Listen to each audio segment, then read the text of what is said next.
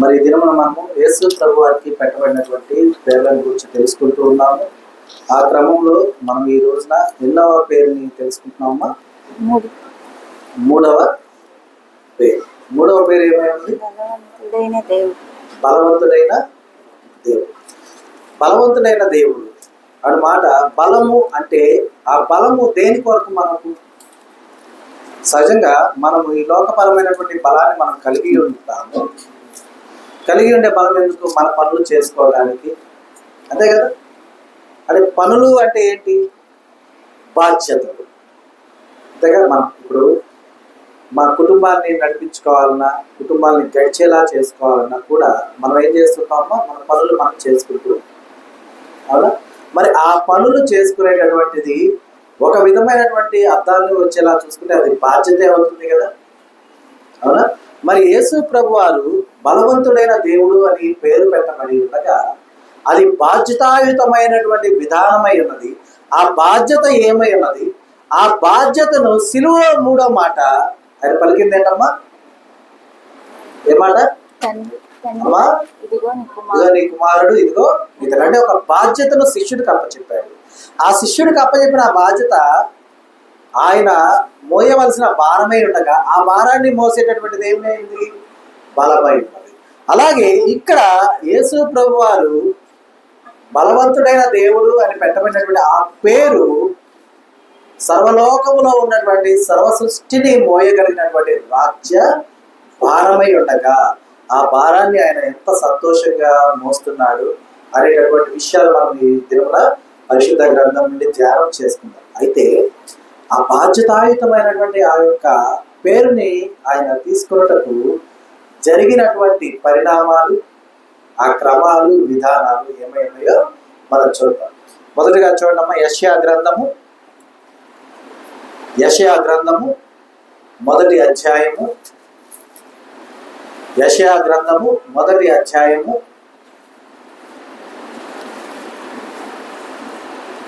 18వ వచనం చూడండి. యెహోవా ఈ మాట సెలవిచ్చుచున్నాడు, రండి మన వివాదం తీర్చుకుందాం.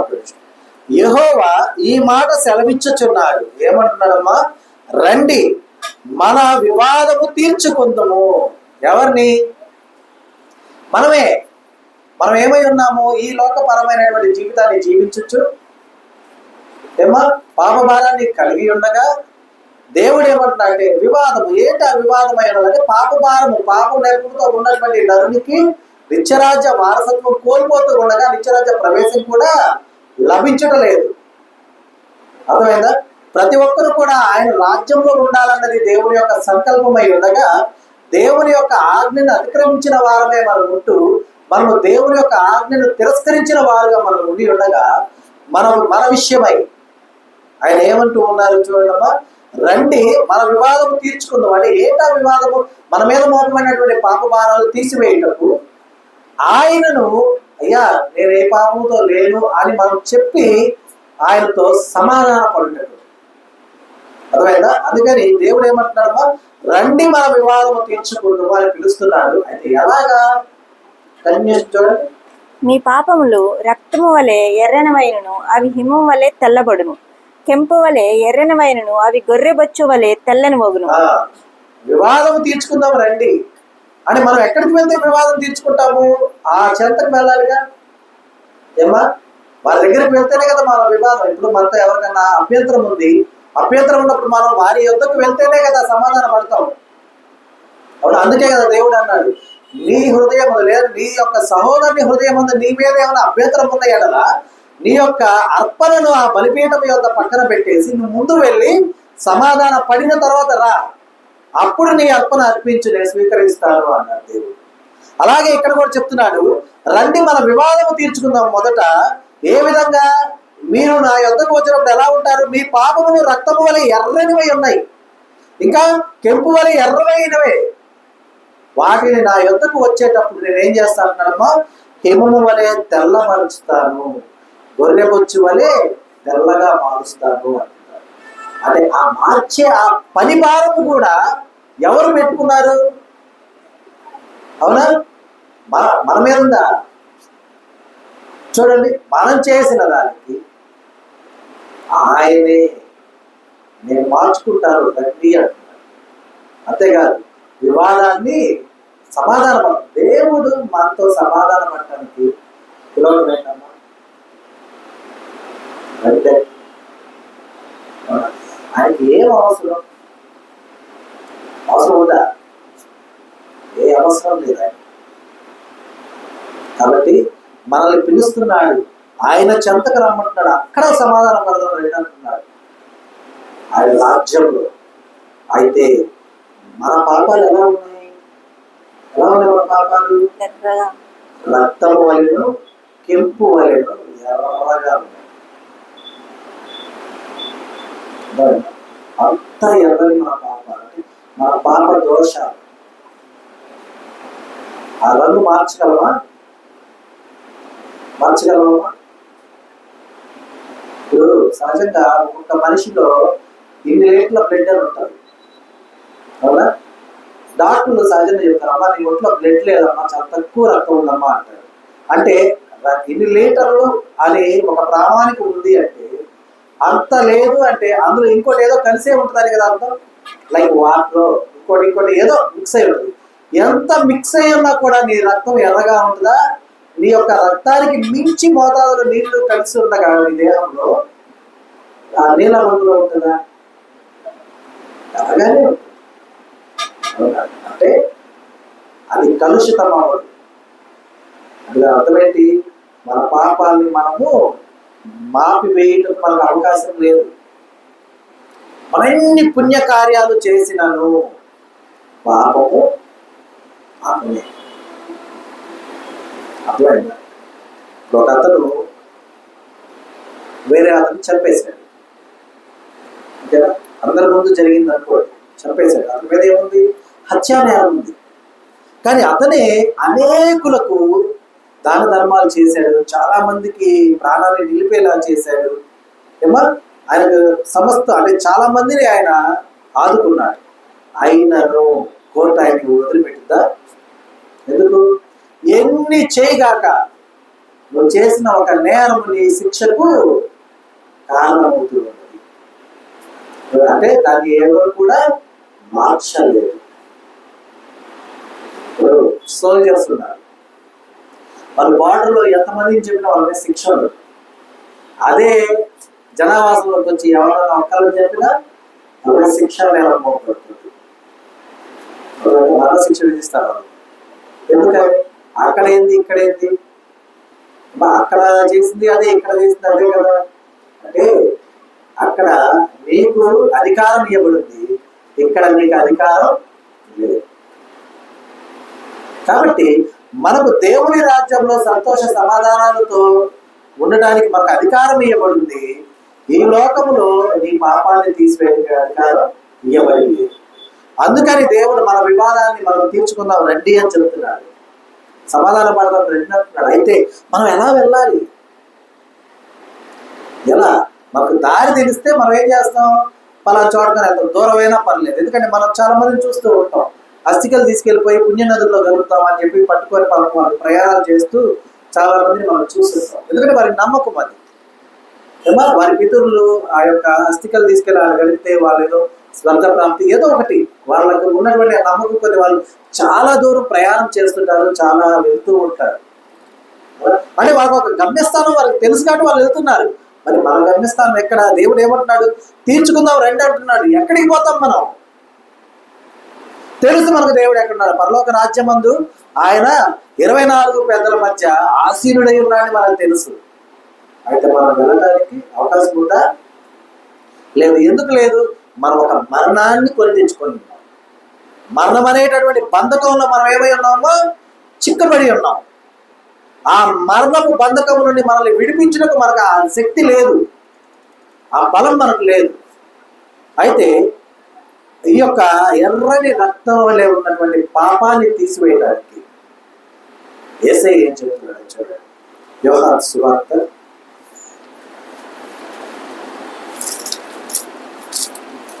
5వ అధ్యాయం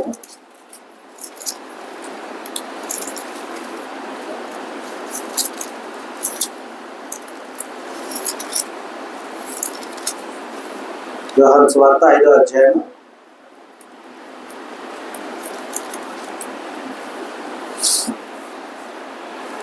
24వ వచనం చూడమ్మా. నా మాట విని నన్ను పంపిన వాని యందు విశ్వాసం ఉంచువాడు నిత్య జీవం గలవాడు. వాడి తీర్పులోనికి రాక మరణంలో నుండి జీవంలోనికి దాటి ఉన్నాడని మీతో నిశ్చయముగా చెప్పుచున్నాను. ఇక్కడ చూడండి, యేసయ్య అంటున్నారు, మొదట నా మాట వినండి. నా మాట విని నన్ను పంపిన వాని యందు విశ్వాసం ఉంచేవాడు ఎవరవుతున్నారమ్మా? నిత్య జీవము గలవాడు. వాడు తీర్పులోనికి రాక మరణములో నుండి జీవంలోనికి దాటి ఉన్నాను మీతో నిశ్చయముగా చెప్పుచున్నాను. ఇలాగ దేవుడు ఏమన్నాడు? రండి, వివాదం తీర్చుకుందాం రండి అంటున్నాడు. అక్కడికి వెళ్ళాలి. మనం వెళ్ళాలంటే మనం ఏ బంధకంలో చిక్కబడి ఉన్నాము? మరణపు బంధంలో చిక్కబడి ఉన్నాం, మరణానికి పాత్రులమై ఉన్నాం. అయితే ఇక్కడ యేసయ్య అంటున్నాడు, తండ్రి చెంతకు నేను తీసుకువెళ్ళటానికి నేను ఉన్నాను. అయితే నువ్వేం చేయాలి? మనం ఏం చేయమంటున్నాడమ్మా? ఎదురుగా ఉన్నటువంటి ఒంగోలు కొండని మొత్తం నేలమట్టం చేసి ఒక రోడ్డు వేయమన్నాడు. అంతేనా? దానికి రియల్ ఎస్టేట్ చేసి ప్లాట్లు వేయమన్నాడు. అదే చెప్పింది లేదుగా. కొన్ని హిమాలయ పర్వతాలకు వెళ్ళి అక్కడి నుంచి మనుషులు తీసుకురామన్నాడా? ఏమా అది కాదు చెప్పింది. ఏమంటారు? సింపుల్ వర్డ్, నా మాట విని. ఎందుకు వినమంటున్నాడు? వినటం వలన ఏం కలుగుతుంది? విశ్వాసము కలుగుతున్నది. అందుకనే నా మాట విను, నా మాట నీవు వినటం వల్ల నీకు విశ్వాసం కలుగుతుంది. అప్పుడు నన్ను పంపిన నా తండ్రిని ఏం చేస్తావు? నీవు విశ్వసిస్తావు. అలాగ నీవు విశ్వసిస్తావు కాబట్టి నీవు ఎవరు అవుతున్నావు? విశ్వాసి అవుతున్నావు. కాబట్టి నీవు మరలా ఏమవుతున్నావు? నిత్య జీవము గలవాడి అవుతున్నావు. అర్థమైందా? నిత్య జీవం గలవాడు ఎక్కడుంటాడు? ఎక్కడున్నాడమ్మా? పరలోకమందు ఉంటాడు. దేవుడు ఎక్కడున్నాడు? పరలోకమందు ఉన్నాడు. అప్పుడు మన వివాదము మనము తీర్చుకున్నట్టుగా తండ్రి చెంతకు వెళ్ళగలం కదా. వెళ్ళాలంటే మనకు కావాల్సిన సింపుల్ థింగ్ ఏంటి? మాట వినటం. మొదట మాట వినటం వల్ల విశ్వాసం కలుగుతుంది. ఆ విశ్వాసం నిన్నేం చేస్తుంది? నీతిమంతుడిగా ఎంచుతుంది. నీతిమంతుడు ఉన్నావు కాబట్టి నీవు ఎవరు అవుతున్నావు? నిత్య జీవం గలవాడు అవుతున్నావు. నిత్య జీవం గలవాడు అయ్యావు కాబట్టి మరణ బంధకాలను ఏం చేయగలుగుతున్నావు? తీసుకోగలుగుతున్నావు. అర్థమైందా? సో మరణంలో నుండి జీవంలోనికి దాటి ఉన్నావు. అర్థమవుతుందా? ఇప్పుడు తండ్రి చెంతకు వెళ్ళడానికి మనం స్వేచ్ఛాయుతమైనటువంటి వారుమా కాదా? ఏమా స్వేచ్ఛగా ఉన్నామా లేదా? బంధించబడి ఉన్నామా? బానిసలుగా ఉన్నామా? లేదు, స్వేచ్ఛగా ఉన్నాం. కాబట్టి ఇక్కడ మనం చేయాల్సిన పని ఏంటి? ఆయన మాట వినాలి. అర్థమైందా? ఆయన మాట విని ఆయన పంపించినటువంటి మన తండ్రి అయినటువంటి యెహోవాని విశ్వసించాలి. అర్థమైందా? ఎందుకంటే చూడండి, అదే గ్రంథము 14వ అధ్యాయం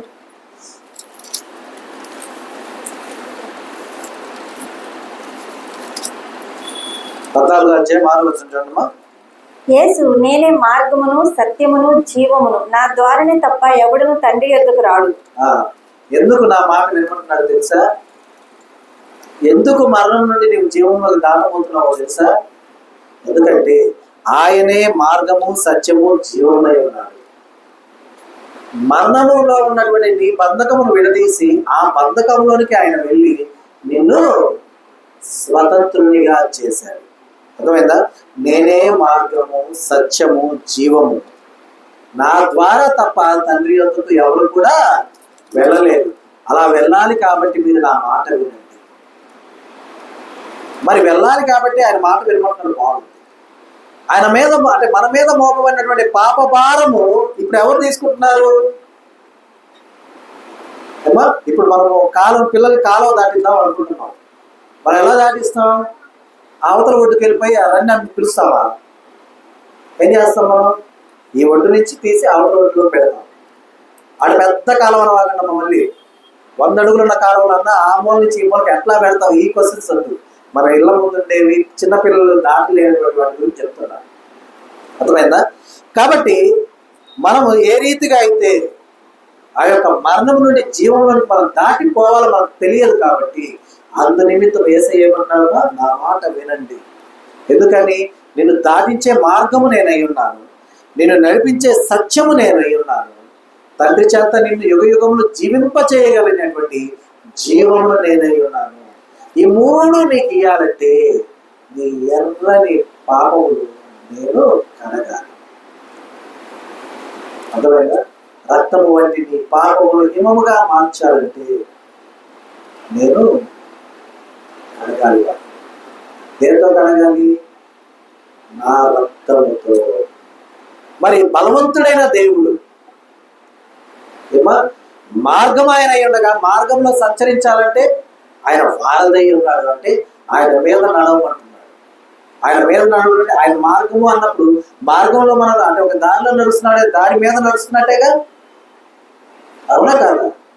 ఆయన మార్గం అంటే ఆయన మీద నడవమంటున్నా అంటే సర్వలోకంలో ఉన్నటువంటి సర్వ విశ్వాసులు ఆయన మీద నడుస్తుంటే అదంతా భారం, అవునా కదా?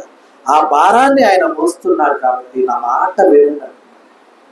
ఆ దీనంగా చెప్తున్న ఆ విధానాన్ని గమనించాలి.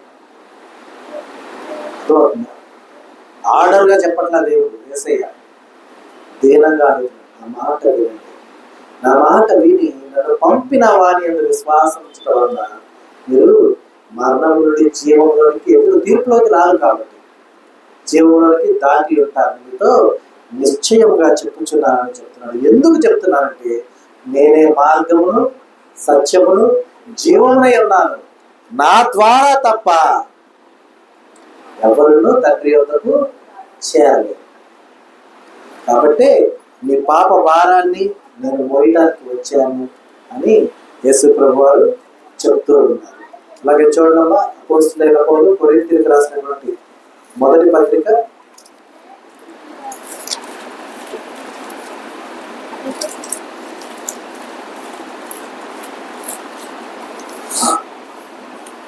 1 ఎందుకు ఆయన నా మాట వినమంటున్నాడు? ఎందుకు ఆయన మార్గమే ఉన్నాడు? ఎందుకు ఆయన మరణం నుండి జీవంలోకి దాటిస్తున్నాడు? చూడండి, కొరింథీయులకు రాసిన మొదటి పత్రిక 14వ అధ్యాయము 15వ అధ్యాయము 50వ వచనం చూడండి. మరణపు ముళ్ళు పాపము, పాపమునుకున్న బలము ధర్మశాస్త్రమే.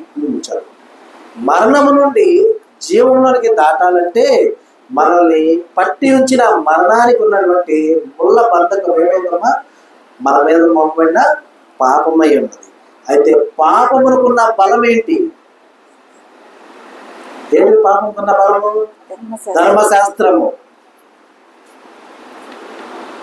ఇక్కడ మనం ఒక చిన్న విషయాన్ని ఆలోచించాలి. మొదటి కీర్తనలో మొదటి 3 వచనాల్లో ఏమని వ్రాయబడిందమ్మా? ఒకరు చదవండి, చదవడం కానీ చెప్పడం కానీ చేయండి. దుష్టుల ఆలోచన చెప్పున్నాడు, దుష్టుల ఆలోచన చెప్పున్నాడు, పాపుల మార్గమున నిలువక అపహాసకులు కూర్చుండక యెహోవా ధర్మశాస్త్రమునందు దీవారాత్రమును ధ్యానించువాడు ఆనందించుచు దీవారాత్రము ధన్యుడు. ఇక్కడ చిన్న విషయాన్ని గమనించండి. మరణానికి ఉన్నటువంటి ముళ్ళు పాపమై ఉన్నది, పాపముకున్న బలము ధర్మశాస్త్రమై ఉన్నది. ఓకేనా? యెహోవా ధర్మశాస్త్రమునందు ఆనందించుచు. పాపముకున్న బలం ఏంటిదమ్మా? ధర్మశాస్త్రం. మరి పాపముకున్న బలము ధర్మశాస్త్రమై ఉండగా ధర్మశాస్త్రం నందు ఆనందించుచు దాని దేవారాత్రము ధ్యానించి వాడు ధన్యుడు. ఎలా అయ్యాడు? ఎందుకంటే ఇక్కడ పాపముకున్న బలమే ధర్మశాస్త్రమై ఉన్నది. అని అక్కడ అర్థం ఏంటంటే ధర్మశాస్త్రాన్ని మనం అనుసరించలేము. కాబట్టి అందుకు దేవుడు అక్కడ చెప్పాడు ఏమని? యెహోవా ధర్మశాస్త్రం ముందు మనం ఏం చేయాలి? ఆనందించాలి. అంటే ఏంటి? ఆజ్ఞను సంతోషంగా స్వీకరించాలి.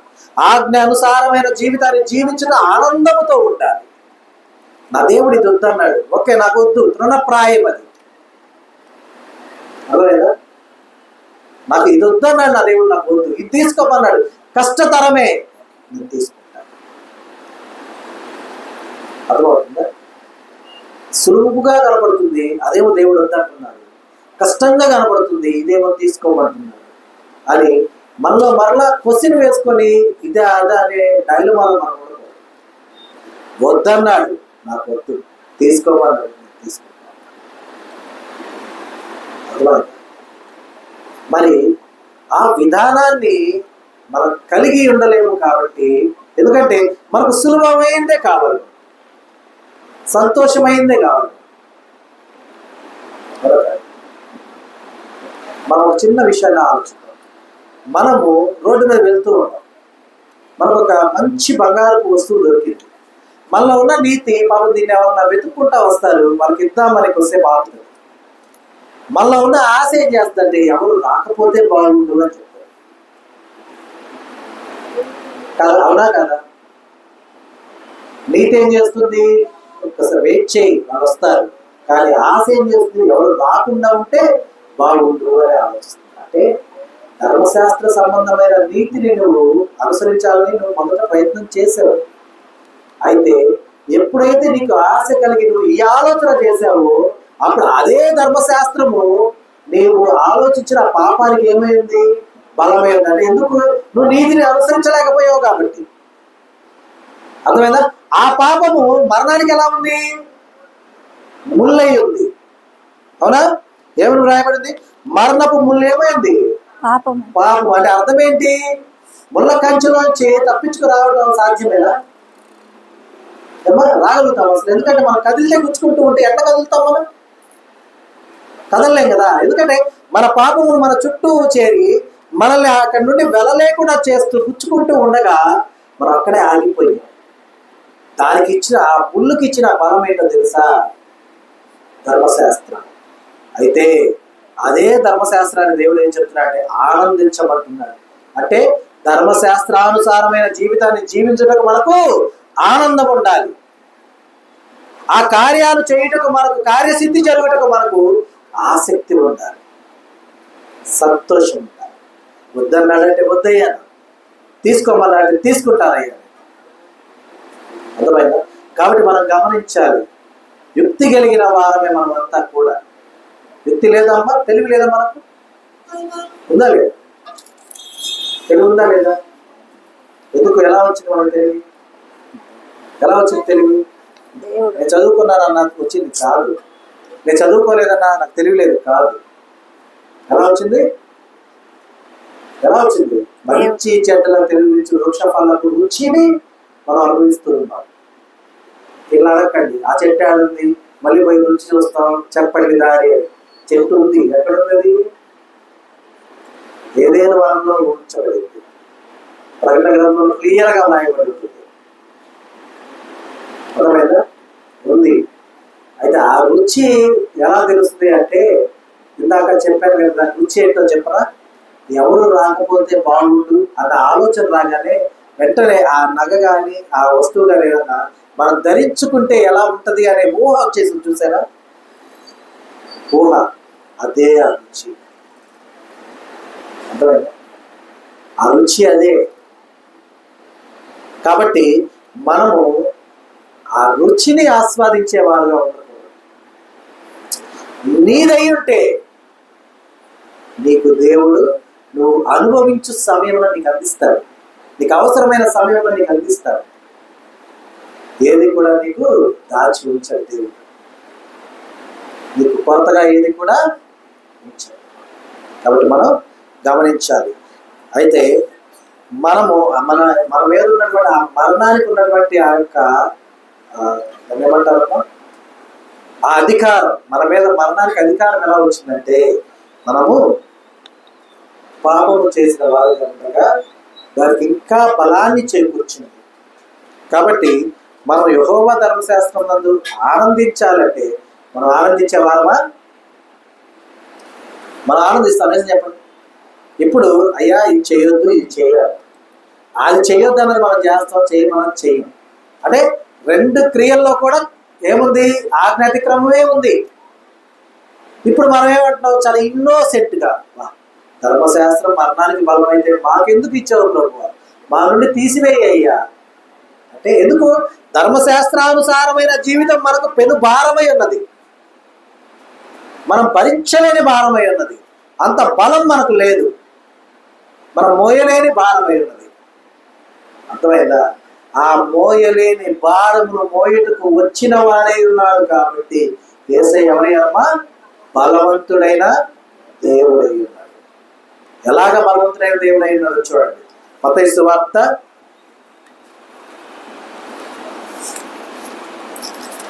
5వ అధ్యాయము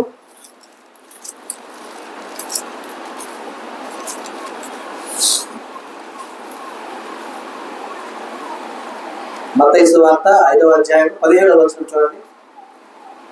ధర్మశాస్త్రమునైనను ప్రవక్తల వచనమునైనను కొట్టివేయి వచ్చితినని తలంచవద్దు, నెరవేర్చుటికే గాని కొట్టివేయుటకు నేను రాలేదు.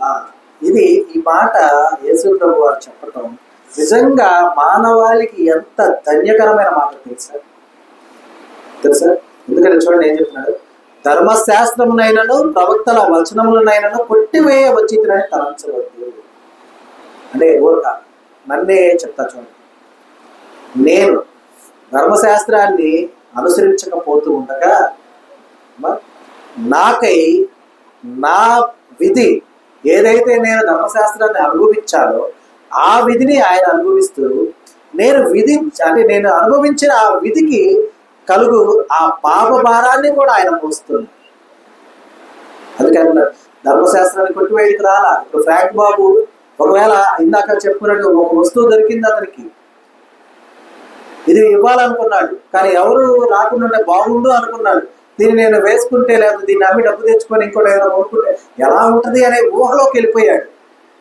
మరి ఆ ఊహించిన పాపమైనది, ఆ తలంపు పాపమైనది, ఆ ఆలోచన పాపమైంది కదా. ఎందుకంటే ధర్మశాస్త్రానికి విరుద్ధంగా నేను ఆలోచన చేసినప్పుడు నేను అనుసరించాల్సిన ధర్మశాస్త్రాన్ని ఆయన అనుసరించినప్పుడు వచ్చి ధర్మశాస్త్రానికి వ్యతిరేకంగా నేను చేసినటువంటి ఆ క్రియకు పొందవలసినటువంటి ఆ యొక్క శిక్షను ఆయన పొందుతున్నాడు. అందుకే అంటున్నాడు, ధర్మశాస్త్రమునైనను ప్రవక్తల వచనమునైనను కొట్టివేయ రాలేదు, నేను నెరవేర్చుటకే వచ్చాను. అర్థమైందా? మరి ఎంత భారమో చూడండి. ఒక మనిషి ఎవరికి వారము ఒకరిని ధర్మశాస్త్రాన్ని అనుసరించడానికి మనకు ఎంతో భారమై ఉండగా మనందరి యొక్క ధర్మశాస్త్రానుసారమైన జీవితాన్ని ఆయన అనుభవించడానికి వచ్చాడంటే ఎంత భారమై ఉంటుంది. అది భారమా కాదా? చాలా భారం. అంత భారాన్ని భరించాలంటే ఆయన ఎంతటి బలశాలి ఉన్నాడు. బలవంతుడైన దేవుడు అన్న పేరు ఆయన ఎందుకు సాధకత చేకూరుస్తుందంటే సర్వమానవాళిని రక్షించుటకు వచ్చాడు కాబట్టి.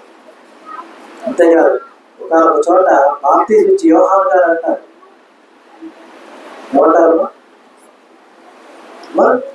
లోక పాపములను మోసుకొని వెళ్ళు దేవుని లోక పాపములన్నీ మోసుకొని పోవడం అంటే ఎంత బాధ. ఆలోచించండి, యేసు ప్రభు వారు మన యొక్క అంటే పాపానికి బలమైన ధర్మశాస్త్రాన్ని మన నిమిత్తము అనుసరించి నెరవేర్చి మనల్ని పరిశుద్ధులుగా మార్చి మన మీద ఉన్నటువంటి రక్తాపరాధమును తీసివేసి ప్రక్షాళన చేసి తండ్రి చెంతకు సమాధాన వైపుకు మనల్ని తీసుకువెళ్తూ ఉంటే, ఎందుకంటే మరలా మనల్ని నేను ధర్మశాస్త్రానుసారమైనటువంటి శిక్షణని అనుభవిస్తా, మీరు తండ్రి చెంతకు వెళ్ళడానికి ఎన్నో దారి ఎత్తుకొని వెళ్ళినారా అన్నాడా? నేనే మార్గము, నా ద్వారానే మీరు వెళ్ళాలి కాబట్టి నా మీద వెళ్ళండి అన్నాడు.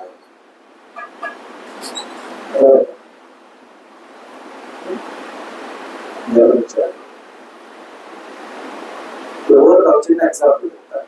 ఇప్పుడు చైత్ర 10th క్లాస్ చదువుతుండగా వాడిని స్కూల్కి రాలేదనో ట్యూషన్కి రాలేదనో టీచర్ పట్టబోతూ ఉంటే నేను వెళ్ళాను అనుకోండి. నేను వెళ్ళి క్లాస్ టీచర్ క్లాస్ మధ్యలోకి వెళ్ళి వాడు రాకపోవడానికి కారణం నేను, నన్ను పట్టడం నేను చేయాలి 4 దెబ్బలు వాళ్ళ ఫ్రెండ్స్ అందరి కూడా నేను దెబ్బలు తిన్నా అనుకోండి. చిన్న స్టేట్తో కథతో కుట్టించుకొని బయటకు వచ్చానుకోండి. వాడి నిమిత్తము నేను శిక్ష అనుభవించి బయటకు వచ్చానుకోండి. మరుసటి రోజు కూడా వాడి స్కూల్కి వెళ్ళకపోతే అది నిజమైనటువంటి కృతజ్ఞతేనా? ఏం చేస్తాడు? నిజంగా నన్ను ప్రేమించిన వాడు ఏం చేస్తాడు? నా నిమిత్తం నా తండ్రి నా ఫ్రెండ్స్ అందరి ముందు మా టీచర్తో దెబ్బలు తిన్నాడు కాబట్టి ఇక మీదట నేను అలా చేయకూడదు అని చెప్పి రోజు స్కూల్కి వెళ్తాను. అవునా కదా? మరి మంచి ఆలోచన దేవుడు ఇచ్చాడు. స్తోత్రం, హల్లెలూయా. ఈసారి సెలవు పెట్టి నేను పోయి 2 దెబ్బలు తిని వస్తా స్కూల్లో. సో మరి మరి ఈ లోకంలో వాడికి ఏదో ఒక విషయంలో నా మీద కోపం వస్తే నన్ను తిట్టుకునేవాడు. అవునా కదా? ఎందుకంటే పిల్లలు అడిగింది మనం ఏదో ఒకటి ఇవ్వలేదు అనుకోండి, మన కోపం వస్తుంది. మన ముందు తిట్టకపోయినా లోపలికి వెళ్ళి తిట్టుకుంటాడు. అబ్బా ఈయనగాగా ఇవ్వాలి, ఈయనగాగా చెప్పాలి, ఏదో అనుకుంటారు. అనుకోకుండా ఎవరు ఉంటారు. అవునా? కానీ నీవు అడిగింది నీకు ఇస్తూ, నువ్వు తట్టిన వెంటనే తలుపు తీస్తూ, నువ్వు వెతుకుతున్న దాన్ని నీకు అందిస్తూ ఉన్న యేసయ్య విషయమై మనం ఎంత కృతజ్ఞత కలిగి ఉండాలి చెప్పండి. అవునా? ఎందుకంటే మనం అంతా అనుకుంటాం క్రిస్మస్కి వచ్చారు, క్రిస్మస్ అంటే యేసయ్య పుట్టుక, యేసయ్య పుట్టింది సర్వలోకాన్ని రక్షించడం నిజమే. కానీ సర్వలోకాన్ని రక్షించడానికి వచ్చిన యేసయ్య ఎలా రక్షిద్దామని వచ్చాడు?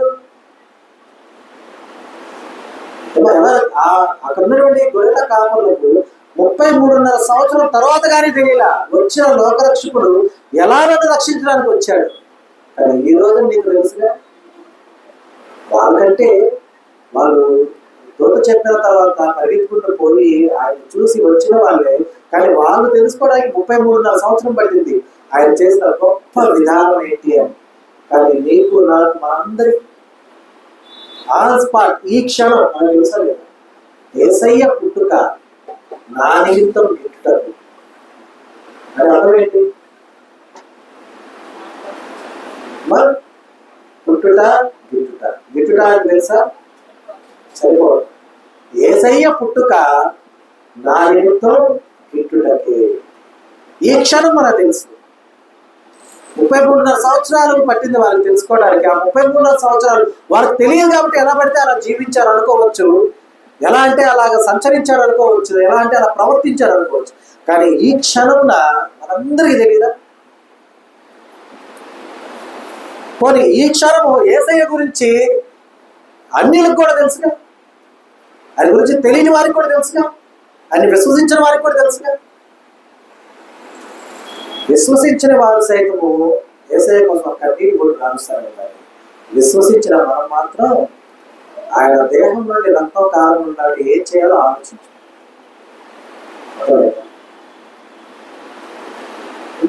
కాబట్టి మనం గమనించాలి, ధర్మశాస్త్రాన్ని ఆయన నెరవేర్చడానికి వచ్చాడంటే ఏదో మాటతో ఫ్రాంక్ బాబు ధర్మశాస్త్రాన్ని నేను శిక్ష పొందుతాను అనే చదువులేలా శిక్ష అనుభవించాడు. ధర్మశాస్త్రానికి విరుద్ధమైన నా జీవితం అవమానాల పాలు అవ్వాల్సిందే అయితే ఆయన ఏం చేశారమ్మా? అవహేళన అనుభవించాడు. ధర్మశాస్త్రానికి విరుద్ధమైన నా జీవన శైలి శిరస్సున ముళ్ళమగటం పెట్టవలసిందే అయి ఉండగా నా శిరస్సున పెట్టకుండా ఆయన శిరస్సున పెట్టించుకున్నాడు. ధర్మశాస్త్రానికి విరోధమైనటువంటి నా జీవన శైలి మోమును ఉమ్మి వేయించుకోవాల్సిందే అయి ఉండగా ఆయన మోమును నా ముఖానికి అడ్డుగా పెట్టాడు. ఇవన్నీ కూడా ఆయన తెలిసే వచ్చాడు అంటే ఎంత గొప్ప రక్షకుడై ఉన్నాడో ఆలోచించు. ఈ రక్షణ సులభంగా రాదు. లోక రక్షకుడు తల తెచ్చిదే వచ్చింది. లోక రక్షకుడు అవమానాన్ని ఇక మింగుకొట్టే వచ్చింది. లోక రక్షకుడు అవహేళనను పొందితే వచ్చింది. లోక రక్షకుడు అరచేతితో చెంపలకు తింటే వచ్చింది. యేసు ప్రభువు వారు పుట్టారని చెప్పేసి మన వెంటనే సంతోషపడితే ఉపయోగం లేదు.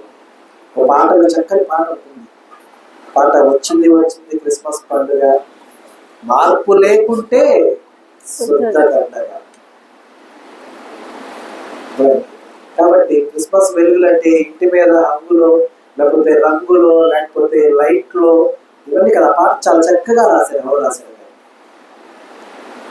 మనం మార్చుకోవాలి. ఎందుకంటే ధర్మశాస్త్రాన్ని నా నిమిత్తం నెరవేర్చాడు నా యేసయ్య. ఎందుకు? నా పాపానికి బలమై ఉన్నది అది. ఆ బలాన్ని ఆయన బలంతో తీసివేశాడు. నా నిమిత్తం జన్మించాడు కాబట్టి ఆయన బలవంతుడైన దేవుడై ఉన్నాడు. ఆ పాప బలాన్ని ఆయన జయించి మరణపు ముళ్ళుని విరిచి, ఓ మరణమా నీ విజయం ఎక్కడా అని విజయ గర్వంతో చెప్పిన ఆయన. చెప్పాడు లేదు చూడండి ఒకసారి.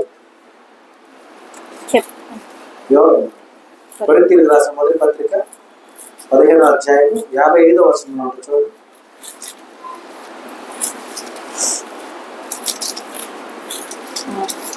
ఓ మరణమా నీ విజయం ఎక్కడా, ఓ మరణమా నీ ముళ్ళెక్కడ. చూడండి, ఓ మరణమా నీ విజయం ఎక్కడ, ఓ మరణమా నీ ముళ్ళెక్కడ.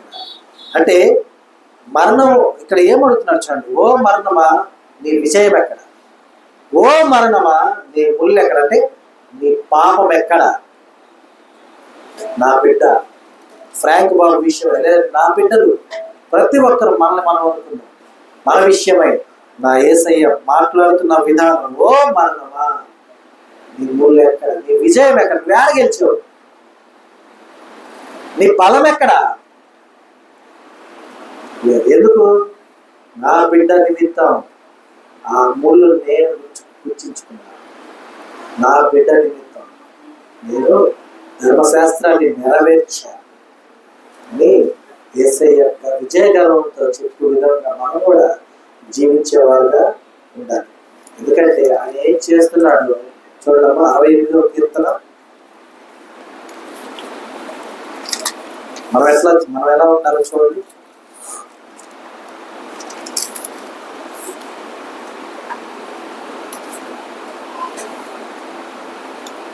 చూడండి.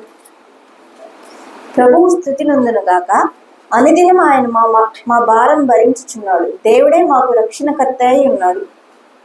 దేవుడే మాకు రక్షణకర్త అయి ఉన్నాడు కాబట్టి ప్రభువు స్తుతి నందును గాక. ప్రతి విషయంలో మనం దేవుని స్తుతించేవారుగా ఉండాలి. అర్థమైందా? ఎందుకంటే అనుదినము కూడా ఆయన మా భారము భరించుచున్నాడు. ఎందుకంటే మనం ధర్మశాస్త్రానుసారమైన జీవితాన్ని రోజు గడుపుతున్నాము, ఏ రోజు గడుపుతున్నాం. మరి మన విషయమై ధర్మశాస్త్రాన్ని నెరవేర్చడం అంటే మామూలు విషయమా కాదు. అందు నిమిత్తం అనుదినము ఆయన మా భారాన్ని భరిస్తున్నాడు. ఎందుకంటే ఆయనే మాకు రక్షణ కర్త అయి ఉన్నాడు. కాబట్టి ప్రభువు స్తుతి నందును గాక. ప్రతి విషయంలో మనం దేవుని స్తుతించేవారుగా ఉండాలి. మన ప్రవర్తన చూసి ఎదుటివారు దేవుని స్తుతించే విధంగా ఉండాలి. మన ఆచరణ, మన ఆలోచన, మన నడిపింపు, మన నడవడిక సమస్తము కూడా దేవుని మహిమపరిచే విధంగా ఉండాలి. ఏదో మన నోటితో యేసయ్య యేసయ్య యేసయ్య అంటూ వెళ్ళడం మాత్రమే కాదు, మన ప్రవర్తన యోగ్య ప్రవర్తన. ఎందుకంటే మనం ఇందాక చూసుకున్నాం, ఏం చెప్పుకున్నామమ్మా? నిత్యరాజ్య వారసత్వం మనం పొందుకునే విధానం చెప్పుకున్నాం, ఆయన మాట వినటం వల్ల. కానీ ఇంకొక మాట తెలుసా? సహోదరుని ప్రేమించే వాడు మరణంలోనే నిలిచి ఉంటాడు. తెలుసా మాట? పరిశుద్ధ గ్రంథంలో రాయబడి. ఒకవేళ నీ హృదయంలో ప్రేమ లేకపోతే నువ్వు ఎక్కడుంటావు? మరణం అంటే నిలిచి ఉంటావు. అంటే జీవంలోకి వచ్చే అవకాశం లేదనే అర్థం అవునా కదా? కాబట్టి మనం గమనించాలి, యేసయ్య మనల్ని ప్రేమించిన అంత ప్రేమ ఈ లోకంలో ఎవరు కూడా ప్రేమించారు. ఎందుకంటే ప్రతి దినము కూడా అనుదినము నా పాట భారాన్ని మోస్తున్నాను. నేను తెలుసో తెలియకో ధర్మశాస్త్రానికి విరోధమైనటువంటి కార్యకలాపాలు చేస్తూనే ఉంటాను. చేస్తూ ఉండగా ఆ యొక్క పాప భారం, ఎందుకంటే నా విషయమైన ధర్మశాస్త్రాన్ని ప్రతిరోజు కూడా నెరవేరుస్తున్నాడు కదా. నా అందరి విషయమై నెరవేరుస్తున్నాడా లేదా? నెరవేరుస్తున్నా అంటే నా భారము ఆయన ఏం చేస్తున్నాడో భరిస్తూ ఉంటాడు. అవునా? మరి ఎందుకు భరిస్తున్నాడంటే దేవుడే నాకు ఎవరైనారు రక్షణకర్త అయి ఉన్నాడు. అందుకని ఆయన నా మాటలు, నా ఆలోచనలు, నా ప్రవర్తనలో, నా నడిపింపులో, నా నడకలో, నా నడవడిలో ఆయన స్తుతి నందులాగా నేను జీవించాలి అని మనము తీర్మానం చేసుకోవాలి. సహజంగా మనం అందరం ఏం చేస్తున్నాం అంటే ఎవరిదన్నా పుట్టినరోజు లేదంటే ఎవరిదన్నా ఒక అకేషన్ ఏదైనా ఉంటే మనం గిఫ్ట్లు ఇస్తుంటాం. ఇస్తాం కదా, ఇస్తుంటాం. మరి యేసయ్య పుట్టినటువంటి ఈ శుభ సందర్భాన మనం ఆయన ఏం గిఫ్ట్ ఇస్తున్నాం? కనీసం ఎవరికి వారము నన్ను నేను సమర్పించుకుంటున్నాను ఎందుకని ఆ గిఫ్ట్ ఇవ్వగలుగుతున్నామా? అయ్యా, నా నిమిత్తము నువ్వు ధర్మశాస్త్రాన్ని నెరవేరుస్తూ నా భారాన్ని భరించుందయ్యా, నేనే కష్టము నష్టము ధర్మశాస్త్రానుసారమైన జీవితాన్ని నేను ఆనందంతో జీవిస్తానని మనం చెప్పుకోగలిగిన వారు మనం ఉంటున్నాము. ఆలోచించుకోవాలి, మనం స్వపరిశీలన చేసుకోవాలి. కాబట్టి ప్రతి విధానంలో మనము దేవుని నామాన్ని స్తుతించేవారుగా, ఆయన యొక్క ప్రతి విషయాన్ని కూడా మనము గుర్తుంచుకునేవారుగా మనము ఉంటూ ఉండాలి. ఎందుకంటే మనం ఈ లోకంలో జీవించే వారమే. ధర్మశాస్త్రానుసారమైనటువంటి జీవితాన్ని మనం కొన్నిసార్లు తప్పిపోయేవారు. అయితే బలహీనులమై ఉండగా, ఎందుకంటే బలం లేని వారం కదా, బలహీనులమై ఉండగా మన బలము యేసయ్య ఉండగా ఎలా ఉండమంటున్నాడో చివరిగా అసలు చూడండి. కొరింథీయులకు రాసిన 2వ పత్రిక, అపోస్తలుడైన పౌలు కొరింథీయులకు రాసిన 2వ పత్రిక 12వ అధ్యాయము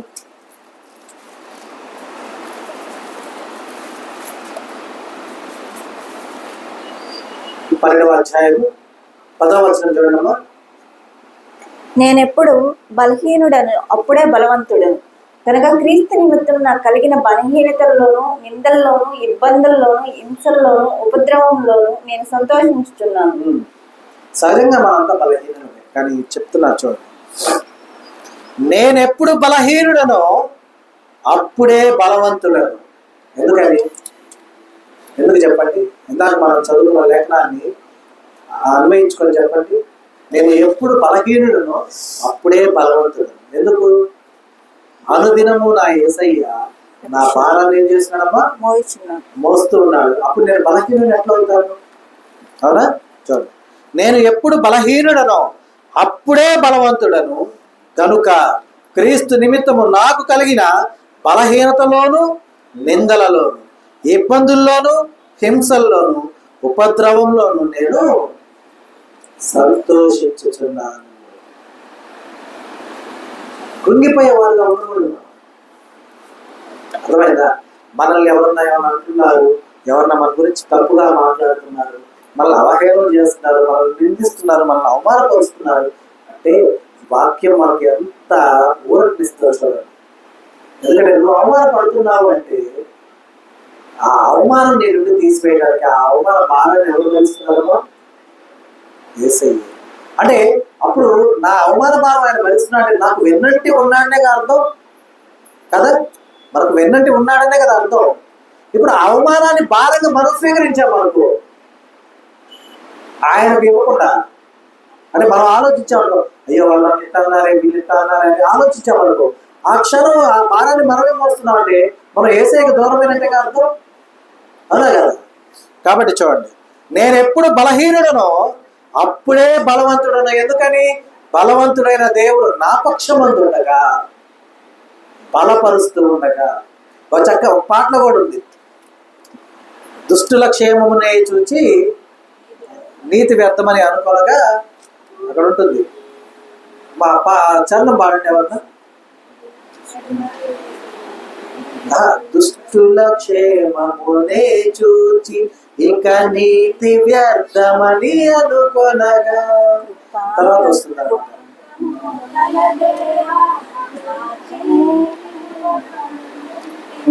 ఓకే, అందులోనే ప్రధాన యాజకుడా యేసు నీ అనుభవాలతో నన్ను బలపరిచితివి. ఓకేనా? యాక్చువల్లీ ఆ చరణంలో ఈ పదం, ఈ లైన్ పెడితే ఎంత బాగుంటుందో చూడండి. దుష్టుల క్షేమమునే చూచి ఇక నీతి వ్యర్థమని అనుకొనగా, ప్రధాన యాజకుడా యేసు నీ అనుభవాలతో బలపరచితివి.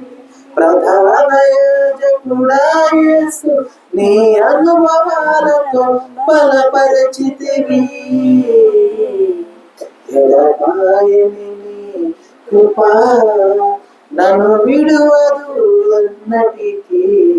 యేసయ్యా నీ ప్రేమానురాగం నన్ను ఆయన అనుక్షణం.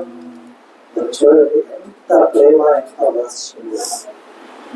మన ఎదుట దుష్టులు ఉంటారు, వాళ్ళని చూసి మనం బలహీన పడేవాళ్ళు. నీతి వ్యర్థమని అనుకోకూడదు మనం, ఎందుకంటే ఆయన అనుభవాలు అంటే ఏం లేదు, నీ కోసం నా కోసం చేసింది అవన్నీ కూడా. అర్థమైందా? చెంపన చేతితో కొట్టించుకోవటం, ఆ దెబ్బ మనకు పడాల్సింది. ఎలాగైనా కదా, నా బిడ్డ నిమిత్తం నేను వెళ్ళి చేయించాలని కొట్టించుకున్నాను అనుకోండి, ఆ దెబ్బ ఎవరికి పడాల్సింది? వాడికి పడాల్సింది. అప్పుడు వాడు మారు మనసు పొంది చక్కగా చదువుకున్నాను, ఇంకొకసారి నా నిమిత్తం నా నాన్న వచ్చి చేయించాకుడు అని ఆలోచిస్తాడు కదా. మరి యేసయ్య ఆ చేతితో బంట్రోతు, అది కూడా బంట్రోతు గమనించాడు, బంట్రోతు వచ్చి ఆ చేతితో కొట్టి చెప్పలేక, తర్వాత ఆయన మోహంలో ఉమ్ము వేసి రెల్లుతో ఆయన తల మీద కొట్టి ముళ్ళమొకటం ఆయన మీద పెట్టి మన యొక్క శిలువ భారాన్ని ఆయన మీద పెట్టి నడువును అని చెప్పి భీముల పొలాలకు కొట్టి చేతులకు మేకులు పాదాలకు మేకులు కొట్టి, ఇవన్నీ ఆయన అనుభవాలు ఎవరి నిమిత్తం? మనకు రావాల్సిన మనలో చాలా మంది అనుకుంటుంటారు, వాళ్ళు పచ్చగా ఉన్నారు, వాళ్ళు సంతోషంగా ఉన్నారు, దేవుడు ఏకపోయి వాళ్ళు అంత ఆనందంగా ఉన్నారు. నిజంగా ఏసన్న గారు రాసిన పాట ఏమది? ఏసన్న గారి స్వయంగా రాసిన పాట లేకపోతే తర్వాత వాళ్ళు రాస్తున్నారు? ఏసన్న గారు హోసన్నా మినిస్ట్రీస్ పాట అది.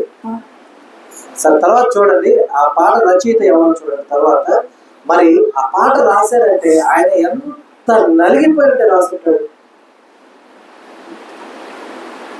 దుష్టుల క్షేమం, వాళ్ళు సంతోషంగా ఉన్నారు, అది ఆ క్షేమాన్ని చూసి నాకెందుకు నీతి అనుకుంటే కనుక ఉపయోగం ఉందా? ఎందుకంటే నీకు దుష్టుల సంతోషం కనబడుతుంది, కానీ వారి మీద తీయరాని పాపము నువ్వు చూడలేకపోతుంది. కానీ అంటే వారి మీద ఉన్న భారం అది, కానీ నీ మీద భారమే లేదే, పాపమే లేదు కదా. ఎందుకని ఎవరిని నీ పాపాన్ని హిమము వంటి తెల్లగా మార్చేశాడు కదా దేవుడు. ముందు భారం ఆయన అనుభవాలతో మనల్ని బలపరిచాడు. కాబట్టి బలవంతుడైన దేవుడు ఉన్నాడు. కానీ ఇక్కడ చూడండి ఆయన అనుభవాలు కూడా కదా, ఇవన్నీ కూడా ఏమైనా చూడమ్మా. బలహీనతలోను, నిందలలోను, ఇబ్బందులలోను, హింసలలో, ఉపద్రవాలలో ఏమంటాడు? నేను ఎందుకు సంతోషిస్తున్నాడు సార్? నాకు బలహీనత వస్తే నన్ను బలపరచడానికి నా యేసయ్య నా దగ్గరకు వస్తాడు. నాకు అవమానంగా నింద నా మీద పడితే ఆ నింద నా నుంచి తీసివేయడానికి నా యేసయ్య నా కోసం వస్తాడు. నన్ను ఎవరైనా హింసిస్తే నా నుండి ఆ హింస తీసివేయడానికి ఆయన వస్తాడు. నాకేమైనా ఉపద్రవం ఎదురైతే నన్ను రక్షించడానికి ఆయన వస్తాడు. అందుకు నేను సంతోషిస్తున్నాను. కాబట్టి దేవుడు అనుదినము కూడా మన పాప భారాన్ని మోస్తూ మనల్ని సంరక్షించుకుంటూ రక్షించుకుంటూ ఉండగా మనము మార్పు లేని జీవితాన్ని జీవిస్తే నిజంగా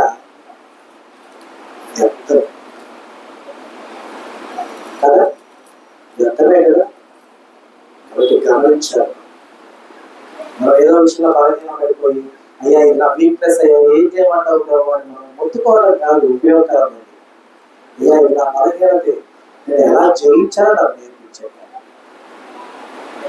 బలహీనత లేని వాళ్ళు ఎవరు ఉన్నారు? ఎవరికి బలహీనత లేని వాళ్ళు ఎవరు లేదు, అందరూ బలహీనలే. దేవుడు మన పక్షాన ఉంటే జయించే విధానాన్ని నేర్పించే దేవుడై ఉండగా, మన భారాన్ని భుజాన మోసుకునే వారై ఉండగా, ఆ గొప్ప రక్షకుని మనం పొందుకున్న వారు నిజంగా ధన్యులమా కాదా? కదా. కాబట్టి గమనించాలి. కాబట్టి చివరిగా మనం ఆయన పెట్టబడ్డ పేర్లని చివరిగా చెప్పి ముగించుకున్నాం. చూడండి, యెషయా గ్రంథము 8వ అధ్యాయం 8వ వచనం. 6వ వచనం. చదవండి. ఏలయనగా మనకు శిశువు పుట్టును, మనకు కుమారుడు అనుగ్రహింపబడును, ఆయన భుజం మీద రాజ్యభారముండును. ఆశ్చర్యకరుడు, ఆలోచనకర్త, బలవంతుడైన దేవుడు, నిత్యుడగు తండ్రి, సమాధానకర్త యొక్క అధిపతి అని అతనికి పేరు పెట్టబడును. చూడండి, ఏలయనగా ఇందాక చదువుకున్న లేఖనాన్ని ఒకసారి పరిశీలించుకుందాం. బలహీనతలోను లేఖనాన్ని చూడండి, నేను చెప్తాను చూడండి. బలహీనతలోను, నిందలోను, ఇబ్బందులోను, హింసలోను, ఉపద్రవంలోను నేను సంతోషిస్తున్నా. ఎందుకనగా ఏలయనగా నాకు శిశువు పుట్టెను, కుమారుడు అనుగ్రహింపబడెను, ఆయన భుజముల మీద ఏమున్నదమ్మా? రాజ్యభారం ఉండేది. మరి ఆయన ఆ రాజ్యభారాన్ని మోయడానికి వచ్చాడు. మరి నేను సంతోషించక ఏం చేస్తాను చెప్పండి? సంతోషించక ఏం చేస్తాను? ఏడుస్తూ కూర్చున్నావా నన్ను వాళ్ళు అన్నారని చెప్పేసి? ఏడుస్తూ కూర్చున్నావా బలహీనపడ్డామని చెప్పి? ఏడుస్తూ కూర్చున్నావా ఉపద్రవాలు ఎదురైనాయి అని చెప్పి? ఏడుస్తూ కూర్చున్నావా నిందల పాలయ్యామని చెప్పి? ఏడుస్తూ కూర్చున్నావా హింసపడుతున్నామని చెప్పి? చెప్పండి. సంతోషించాలి. ఏలయనగా నాకు, ఎవరికి వారు చెప్తాం, అందరూ చెప్తాం. ఏలయనగా నాకు శిశువు పుట్టెను, కుమారుడు అనుగ్రహింపబడేను, ఆయన భుజముల మీద రాజ్యభారముండును. ఆశ్చర్యకరుడు, ఆలోచనకర్త, బలవంతుడైన దేవుడు, నిత్యుడగు తండ్రి, సమాధానకర్తయగు అధిపతి అని అతనికి పేరు పెట్టబడును. సమాధానపరుస్తున్నాడు నన్ను, బలపరుస్తున్నాడు నన్ను, నిత్యము నాతో ఉంటున్నాడు, ఆశ్చర్య కార్యములు చేస్తున్నాడు, ఆలోచనలు చెప్తున్నాడు, నన్ను రక్షిస్తున్నాడు, నాకు తోడై ఉన్నాడు. యేసు ఇమ్మానుయేలు. ఇందుకు కదా మనం సంతోషించాలి. ఏమా ఎందుకు సంతోషించాలి? నేను చాలా సంతోషిస్తున్నాను, ప్రతిరోజు కూడా సంతోషిస్తున్నాను. ఎందుకు సంతోషించాలంటే, ఎక్కడైతే నా గురించి ఎవరు అనుకున్నట్టు వెంటనే నన్ను ఓదాల్సిన దేవుడు అలా మాట్లాడుతుంటే, నిజంగా వాళ్ళు నాకు మేలు చేస్తున్నారా లేకపోతే నాకు కీడు చేస్తున్నారా? మేలేగా. కృంగిపోకూడదు, మనం దృఢపరచబడాలి, నిలబడగలగాలి, నడవగలగాలి. క్రీస్తును ప్రకటించే విషయంలో, మహిమోన్నతుని యొక్క మహిమను కనబరచే విషయంలో నీవు కూడా ఒక ఆయుధమే. ఎందుకని? రెండంచుల వాడి అయిన ఖడ్గము వంటి వాక్యము మన యందు ఉండి ఉండగా, వాక్యమే దేవుడై ఉండగా, వాక్యమే నీ పాదముందు దీపమును, నీ త్రోవకు వెలుగై ఉండగా నీకు భయం ఏంటి? నీకు చింత ఏంటి? కాబట్టి యేసయ్య నా కొరకు వచ్చి ఉన్నాడు, నా భారము మోస్తున్నాడు, బలవంతుడైన దేవుడై ఉన్నాడు. కాబట్టి నేను అనుదినము సంతోషించగలను. ధర్మశాస్త్రం అందు అనుదినము దివారాత్రములు ధ్యానిస్తూ ఆనందించగలను అని మనము తీర్మానం చేసుకొని మనల్ని మనం అనుక్షణము స్వపరిశీలన చేసుకుంటూ దేవుడు ఎదుగుచు ఫలించాలని, ఆ రీతిగా మనం ఉండేటిగా ఇచ్చాలి. నా జ్ఞానంతో, చక్కని ఆలోచనలతో దేవుడు మనల్ని నడిపించును గాక. ఆమేన్. ఈ దినము దేవుడు మనకు అనుగ్రహించిన తన సత్యవాక్యం బట్టి దేవుడికి కృతజ్ఞతాస్తుతులు చెల్లిస్తూ ఉన్నాను. దేవుడు తన వాక్యమును దీవించును గాక. ఆమేన్. అందరికీ